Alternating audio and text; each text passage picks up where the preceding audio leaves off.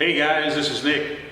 Thanks for checking out my video here. I'm going to be doing a series of videos here documenting the repair work and restoration of this '66 Mustang sitting behind me here. The gentleman originally came in with a chip in the door and some panel fitment that was a little off, a couple cracks here and there. And after going over the whole car, we decided it was probably best just to strip the thing down and repaint it, kind of address any underlying problems. Well, what happens most of the time, those underlying problems have become extremely severe. And that's all going to be documented in this series of videos here. It's really hard to convey to people how expensive it can be to do this type of work. I know you all see the TV shows, they get cars done in a week, they come out great. But in the reality, this series of videos will show you the reality of this. This is a very expensive undertaking. This is not for the faint of heart. There are times when people buy cars like this and they don't know these things exist underneath there because they didn't have pictures or the seller wasn't as forthcoming with information as they should have been. There's just a lot going on.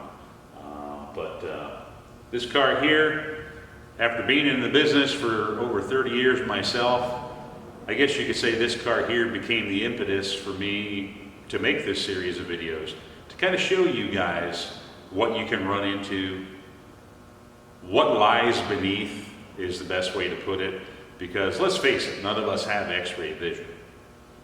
We can't see what's hiding underneath panels. When we go to look at a car and you see a car, and if you look at this car, it probably doesn't look too bad. Yeah, it's got some paper on it, I've got tape marks because I've already started work on this car. But to look at the car overall, everybody that came in my shop when it first arrived, hey Nick, you getting ready to deliver this thing? Wow, what's this doing here? Well, this series of videos is going to document the reason why this car is here. It came in for a paint chip, as I said. We're going to be doing a lot more work than repairing a paint chip. Hopefully this will also show you guys what to avoid, what to look for when you're looking at a classic.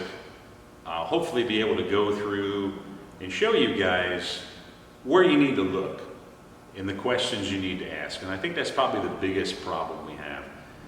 You get starstruck. You see that car, you have to have it, and oh my God, I gotta have this thing. And you end up overpaying for it, you fall in love with it, and little do you know that it's falling apart underneath, and you can't see that. So hopefully this will kind of show you guys the whole series of videos, and I'll do more videos as well. It'll show you guys what can happen when you don't really do your research. This gentleman has owned this car for quite some time. I don't know how much of the work he was aware of, but when you buy cars, you really got to be careful.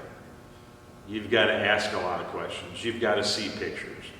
And if the seller won't provide that stuff, you have to take that into consideration when you're going to buy the car. That's your hard-earned money.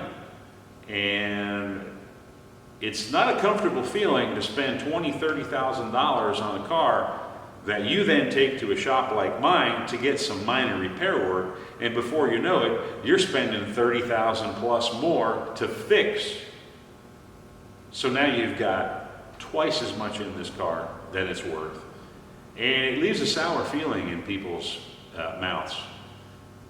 A lot of times it makes people really not even like the car anymore. They get it done and they drive it a few times and then they just want to sell it because they're just trying to recoup their losses. So hopefully, as I said, I can show you guys kind of what you can't see underneath cars like this. And this happens a lot. There are a lot of cars out there that have the same problem that this car has. And we'll go through all of that. But hopefully it'll educate you guys a little bit and just kind of show you where certain problems lie. And every car has kind of common areas, Camaros and Mustangs, Corvettes even, your Plymouth products. It doesn't really matter. They each have their areas that are prone to problems. And this one here will just be typical Mustang stuff, but how it was repaired in the past is the problem. The repairs in the past are the reason for this video. So hopefully, again, not to repeat myself, I show you guys enough. If you don't see something, if you want to see something, feel free to message me. I'd be more than happy to take a quick video of a certain area or go over with you some things that you might have a question on, as far as how does this fit, what do you do about this? There's a lot of stuff like that. I've got over 35 years experience doing this, and there's not a lot I haven't seen, but I will say this: you've never seen it all. Just when you think you've seen it all, something comes in and you go, wow. And so I will always say I've never seen it all. I just kind of say, wow, there's a new one. But anyway, again, thanks for watching my videos here. Any questions, feel free to ask, and we'll just get on with the show.